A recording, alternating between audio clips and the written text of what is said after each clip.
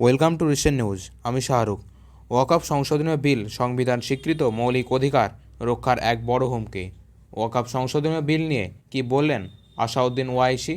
हमारी जायदाद है, अल्लाह के नाम पर इसका मालिक अल्लाह है। तुम हमसे छीनना चाह रहे हो।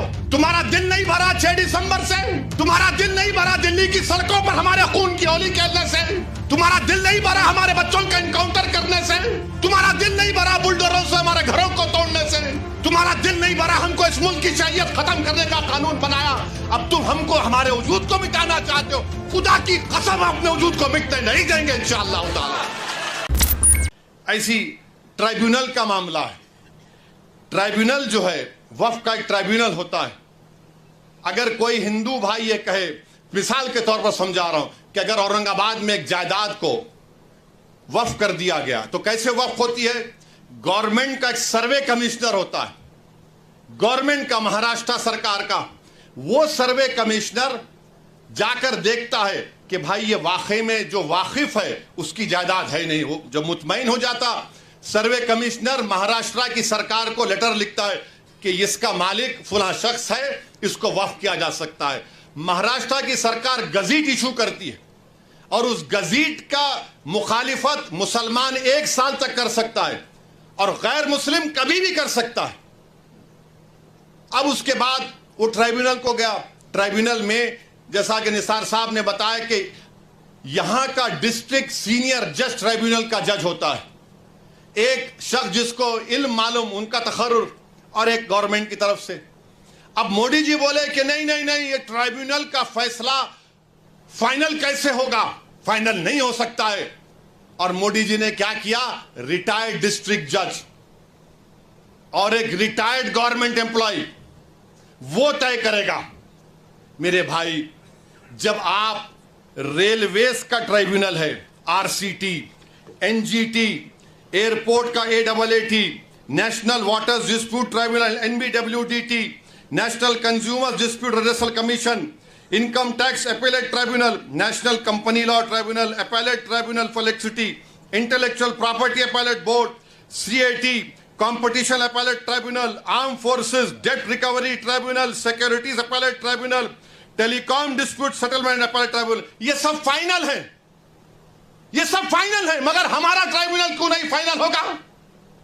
और RSS वाले झूठे हैं, बीजेपी वाले झूठे हैं, शिंदे वाले झूठे हैं, कह रहे हैं कि नहीं ये फाइनल कैसे होगा, अपील नहीं होगी। अरे दीवाने, रिवीजन पिटीशन डाला जाता है। ये तमाम 15 ट्राइब्यूनल का डिसीजन फाइनल है। इसके खिलाफ हाई कोर्ट में जब जाते हैं तो रिवीजन जाता है। लाखों करोड़ों केसेस कोर्ट में पेंडिंग है, ट्राइब्यूनल से जल्द फैसला होता है। मगर मोदी जी बोले नहीं, ट्राइब्यूनल फाइनल नहीं होगा, रिवीजन नहीं, अपील माने फिर अपील सुनना हाई कोर्ट। अच्छा, उसमें हैरत अंगेज बात देखिए, अब ट्राइब्यूनल में केस चलता है। मोदी जी ने कह दिया कि अगर महाराष्ट्र की सरकार यह कानून बनने के बाद ट्राइब्यूनल नहीं बनाती है तो उन्हें डायरेक्ट हाई कोर्ट चले जाना। अगर ट्राइब्यूनल बनाती है, नहीं बनाती है, तो मोदी, महाराष्ट्र की सरकार बोलेगा आप हिंदू एंडोमेंट ट्राइब्यूनल के पास चले जाओ या किसी और ट्राइब्यूनल के पास चले जाओ। अगर 2 लोग हैं, एक बैठ गए तो उन्हें सुन ले सकते हैं। अभी निसार साहब बता रहे थे दोनों में झगड़ा हो गया तो क्या होगा, उसका भी कोई प्रोविजन नहीं। यानी अगर आप देखेंगे तो हर तरीके से, हर जाविये से आप देख रहे हैं कि जायदाद को मुसलमानों से छीन लिया जाए। अच्छा, जितने मुतवल्ली हैं, सेक्शन 61 में अगर कलेक्टर मुतवल्ली साहब को लगे, मुतवल्ली ये दरगाह और मस्जिद को बोल दो एक तुम्हारी नहीं है, लिख कर दो जल्दी। अब मुतवल्ली साहब अगर दरगाह और मस्जिद को लिख कर नहीं दिए कि मस्जिद और दरगाह नहीं है, तो कलेक्टर उनको 6 महीने की सजा दे सकता है और 20,000 जुर्माना उन पर लगा सकता है। अब आप बताइए वक्फ कहां बच रहा है इसमें? अरे बीजेपी, RSS, शिंदे वालों, ये जायदाद गवर्नमेंट की नहीं है, हमारे पुरखों की है, हमारे आबो अजदाद की है, ये प्राइवेट प्रॉपर्टी है। तुम कैसा इसमें मुदाखलत कर सकते हो? याद रखो मुसलमानों, हमने एक मस्जिद को खो दिया, तुम और कितनी मस्जिदों को खोने के लिए तैयार हो? एक मस्जिद को हमने खो दिया। याद रखो, अगर ये खुदा ना खास्ता कानून बनेगा तो सिर्फ काशी मथुरा नहीं, कोई मस्जिद नहीं बचेगी भारत में जो झगड़े शुरू हो जाएंगे। मस्जिदों को बंद कर दिया जाएगा, कलेक्टर बोलेगा नहीं मस्जिद नहीं है, खानकाहों को, दरगाहों को बंद कर दिया जाएगा। इस तरह का गंदा कानून नरेंद्र मोदी बना रहे हैं। और अजीत पवार का मैंने एक इंटरव्यू पढ़ा अखबार में, उन्होंने कहा कि हम महाराष्ट्र के विकास के लिए मोदी का साथ दे रहे हैं, सेकुलरिज्म पर हम कॉम्प्रोमाइज नहीं करे। तो अजीत पवार, अगर सेकुलरिज्म तुम में जिंदा है तो तुम खुलकर इसकी मुखालिफत करो, बोलो तुम जाकर मोदी को यह कानून गलत है। जो छत्रपति शिवाजी को मानने वाले हैं, क्या तुम भूल गए कि छत्रपति शिवाजी ने रत्नागिरी में उस दरगाह को 652 एकड़ जमीन दी थी? ये कौन सी तुम्हारी मोहब्बत है? ये हमारी जमीन है, हमारी जायदाद है, अल्लाह के नाम पर इसका मालिक अल्लाह है। तुम हमसे छीनना चाह रहे हो। तुम्हारा दिल नहीं भरा 6 दिसंबर से? तुम्हारा दिल नहीं भरा दिल्ली की सड़कों पर हमारे खून की होली खेलने से? तुम्हारा दिल नहीं भरा हमारे बच्चों का एनकाउंटर करने से? तुम्हारा दिल नहीं भरा बुलडोजरों से हमारे घरों को तोड़ने से? तुम्हारा दिल नहीं भरा हमारे बच्चों के सरों से हिजाब खींचने से? तुम्हारा दिल नहीं भरा हमको इस मुल्क की शरीयत खत्म करने का कानून बनाया? अब तुम हमको, हमारे वजूद को मिटाना चाहते हो। खुदा की कसम अपने वजूद को मिटने नहीं देंगे इंशाअल्लाह ताला। हम अपने वजूद को मिटने नहीं देंगे इंशाअल्लाह ताला। तो मेरे अजीज दोस्तों और बुजुर्गों, मेरे अजीज दोस्तों और बुजुर्गों, मेरी आपसे दबन गुजारिश है कि महाराष्ट्र के असेंबली इंतखाबात आने वाले हैं। मैं आपसे अपील कर रहा हूं, जो लोग वक्फ की जायदादों को बर्बाद करने आ रहे हैं, आप और हम मिलकर उनको इंशाअल्लाह बर्बाद कर देंगे सियासी तौर पर।